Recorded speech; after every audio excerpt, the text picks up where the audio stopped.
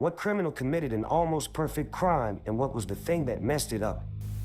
The Dunbar armored robbery, the largest cash heist in U.S. history. A 6-man inside job to rob an armored cash depot. They set up a house party as an alibi, used the keys to get into the cafeteria, and waited in there until all employees came in on break, then ambushed and subdued them without firing a shot or raising an alarm. They then loaded the money bags with over $18 million into a U-Haul, destroyed the CCTV tapes, and returned to the party. Then they sat on the money for 6 months before hiring a crooked lawyer to set up a real estate money laundering scheme to avoid suspicion. 2 years after the robbery, one of the men paid a real estate broker with a stack of money still wrapped in the original currency strap. The broker immediately reported it to the police. After being arrested, he cracked under interrogation, confessed to the robbery, and ratted out his partners. Edit: all the men have since finished their prison sentences, and most of the money was never found, so there's a chance they still won in the end. I knew a guy who got into selling drugs on the dark web. He had this setup where he'd buy the drugs and package them in his room, ship them through USPs,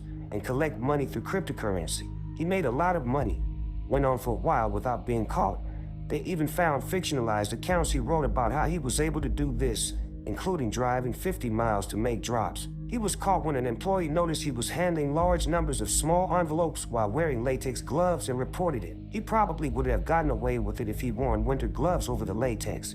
That Australian kid who hacked the FBI and put his photos on their website. He scrubbed the metadata from the photos so it wouldn't show the GPS location. Then he accidentally uploaded the original with that information still on it. The guy who created the Silk Road gave himself away by initially introducing the Silk Road to the world from an email address that would ultimately lead investigators right to him. Bill Keys is almost certainly the smartest serial killer that has been caught. He studied past serial killers and how they were caught, and so Keys targeted random people all across the United States to avoid detection with months of planning before he committed a particular crime. He specifically went for campgrounds and isolated locations. He claimed to only use guns when he had to and preferred strangulation. Keys planned murders long ahead of time and took extraordinary action to avoid detection. Unlike most serial killers, he did not have a victim profile, saying he chose a victim randomly. On his murder trips, he kept his mobile phone turned off and paid for items with cash. He had no connection to any of his known victims. For the Courier murders, Keys flew to Chicago, where he rented a car to drive 1,000 miles, 1,600 kilometers to Vermont. He then used the murder kit he had hidden 2 years earlier to perform the murders. He was only caught because he kidnapped a girl and tried to get ransom money from her parents, and law enforcement tracked him down via withdrawals from her bank account and the car he was seen abducting her in on security cameras. The FBI does not even know how many people he killed, so who knows how long he could have kept it up if he had chosen to continue his usual killings. The scariest part about these stories is you don't know who the best serial killers are. You see so many people who got caught over something stupid, which tells me that there are many people who didn't do something stupid to get themselves caught. Harold Shipman, seemingly a normal GP, turns out to be a prolific serial killer with maybe up to 250 victims over his career. Only discovered when a hospital worker was concerned about the number of cremation forms they had to process for his elderly patients, so very close to going undetected. The Friday night bank robber was the most prolific bank robber in U.S. history. I believe he had a master's degree in something analytical like math. Was a martial arts instructor. He figured out there's a time of the year in the Northeast where it would be dark out just before the banks close. He used motorcycles to drive through the woods to these banks and rode it back through the woods to a U-Haul truck he had waiting, and would put the bike into the truck and drive away calmly. He did this for a long time, kind of like the robbers in the movie Point Break. He would stop for the rest of the year, which had the police really guessing. They couldn't figure out patterns for a long time. Years later, the police started to catch on with his idea of doing it on Friday nights in the Northeast, and from video knew he was probably into martial arts. But that doesn't exactly narrow it down. Dumb luck. Some random kid stumbled upon his buried cache of things like a gun, gloves, mask, cash, etc. in the woods. They turned it over to the cops, and that's how they ended up finding out who he was. FBI gave him some deal where he worked with them and banks on telling them how to prevent bank robberies. From video knew he was probably into martial arts. I earned this black belt, and I ain't taking IT off ever.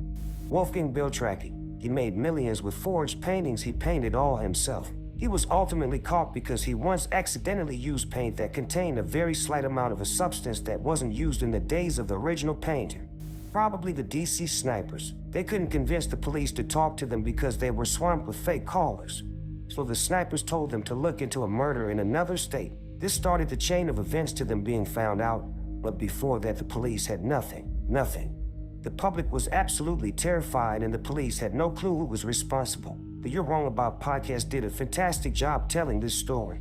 The Wet Bandits, solid research on the target property, good plan, should have been a textbook job, foiled by inept parenting.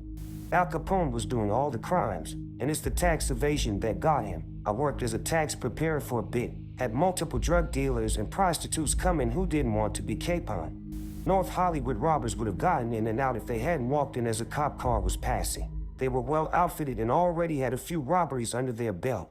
The real answer is that there are many perfect crimes, in the sense that no one is ever arrested for having committed them. In 1969, Ted Conrad walked out of a bank in Cleveland with $215,000 in cash equivalent to $1,700,000 in 2021 and was never caught. He lived his life as a free person in Boston before confessing to his family just before he died, folks. Man wanted to boom British Parliament House during a party/celebration to maximize targets. For this plot, he included somebody who had a relative attending the party. This man told his relative, "Yo fam, we gonna blow this shit sky high. Don't come to school." This led to authorities foiling the plot. I appreciate your retelling of this moment in history. The Antwerp Diamond Heist. The perfect heist of the century where an Italian gang stole 100 million in gems. While leaving Antwerp, they disposed of the disguises and the tools used, but one member of the gang was too lazy to burn everything as instructed. Among the rubbish, the police found envelopes of the Antwerp Diamond Center and a receipt for a sandwich bought at a store close to the center. They recovered video footage of the sandwich store and busted the mastermind of the heist, who didn't give up his mates but some were later identified. Some of the stolen diamonds are still unaccounted for. Susan Smith, the one who drowned her kids in her car, she claimed it was a carjacking by a black man. No weapon or witnesses. The cops had nothing but her word. It was a simple traffic light that got her. She claimed that her light was red and there were no other cars at the light. That couldn't be true with a controlled signal. If there was no cross traffic, her light would not have been red. There's the story of Daniel Rigmaiden. He was a scam artist who defrauded the government out of hundreds of thousands in tax money. He was eventually caught, but was so confident that his methods of avoiding capture were thorough that he thought law enforcement had to have been cheating in some way, abusing power. When caught, he turned whistleblower. This kid was smart. Per documentary MDB, he evades the FBI for months. Once captured, he uses his time, then in prison, to investigate. His obsessive search for the truth leads to a groundbreaking discovery. Law enforcement used a secret technology called a Stingray to intercept his phone calls and personal information, as well as those of millions of unsuspecting Americans. He takes his discovery public, and the revelation not only carries implications for his case, but also for the fate of the Fourth Amendment. Stingrays are cell site simulators or catchers, invasive cell phone surveillance devices that mimic cell phone towers and send out signals to trick cell phones in the area into transmitting their locations and identifying information. When used to track a suspect's cell phone, they also gather information about the phones of countless bystanders who happen to be nearby. As a law enforcement can literally drive down any block with one turned on, having it connect to every single mobile device as it moves down the street. Mobile cell towers, essentially gathering your information without your knowledge, and this is still legal for cops, I think. The Oklahoma City Bombing Museum is fascinating and talks about how they were at a dead end essentially.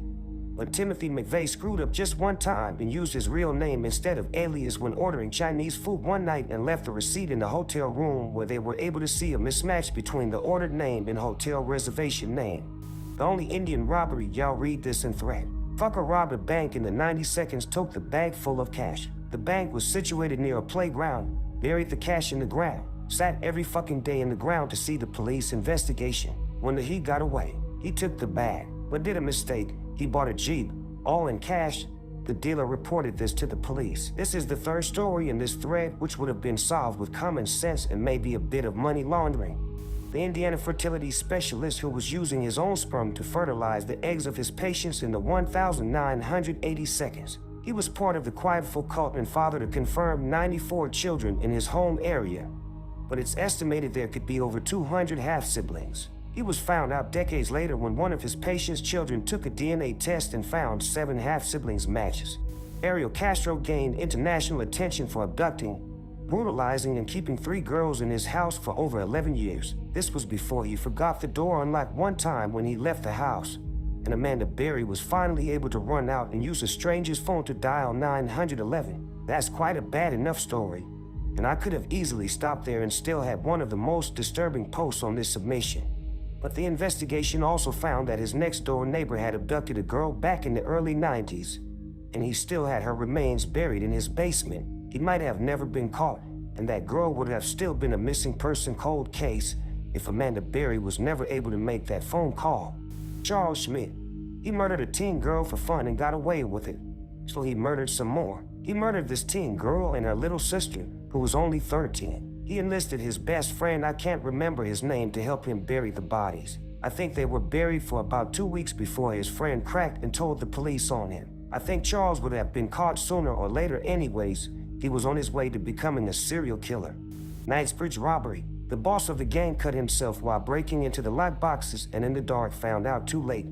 There was blood all around the place, too much to clean up. He nevertheless managed to get away with $60 million and hide somewhere in South America, but at some point decided to go back to England to retrieve his Ferrari, being arrested in the process. Robert Durst. He was caught while being interviewed for an HBO series, to which he initially agreed on to clear his name. Went to bathroom and mumbled to microphone, which he thought was off. What the hell did I do? Kill all of them, of course. This was later presented to the court as evidence. You can still watch it on HBO. Also, watching him freak out when he comments that the word Beverly is spelled wrong and the interviewer compares the killer's exact same writing/spelling to something of Durst's is crazy. There was a serial killer who almost got away with it. He had a body in his trunk. Nobody knew it was there. The police stopped him because I believe his headlight was out. By pure chance, they found the body. Ted Bundy. He was regularly getting away with it until their traffic stopped.